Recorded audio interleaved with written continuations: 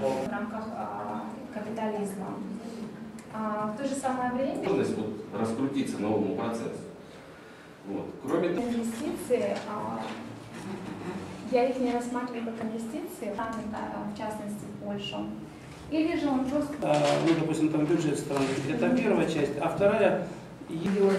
Проблема миграции, экономические. Государства самого, а также изменения. Вот здесь, в Таджикистане, как бы свобода была предоставлена гражданам, и как подытожил один из как бы моих респондентов. Мы до того момента, как мы узнали вот этот случай, у нас информирование было граждан в отношении тех граждан, которые выезжают в Абхазию.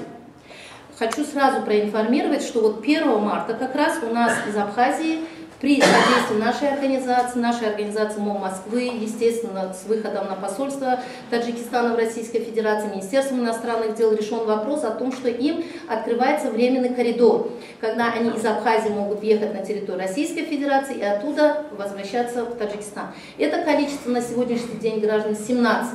Сложность заключается в том, что для того, чтобы им выдали разрешение на временный коридор, да, прохождения, занимает не 1 месяц, не 2, даже не полгода. Именно вот по этим 17 гражданам наша работа велась около года. Это нельзя сказать, что мы бездействуем. Это работа такая бюрократическая, понимаете, везде справка, везде запросы. Поэтому, когда насчет гражданина, который застрял в Донецке, буквально мне опять-таки написали, это неделю тому назад, да, Дадабаев, может быть, вы о нем слышали, это вот он как раз застрял, но наряду с ним до него застряли в Донецке еще 3 граждан, на сегодняшний день там 4. Поэтому по всем этим гражданам сейчас как раз идет работа с посольством Республики Таджикистан в Украине.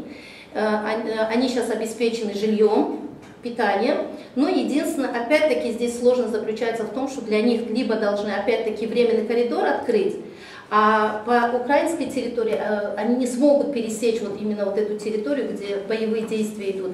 Поэтому сейчас вот вопрос рассматривается, как все-таки... Как обеспечена безопасность наших граждан? Я же вам говорю, посольство Таджикистана в Украине сейчас для них обеспечили жилье, то есть их разместили, где они могут жить, потому что один вот из них последний, он без жилья был, его то пограничник к себе домой отводил, то там другой сотрудник, на сегодняшний день он уже как бы обеспечен.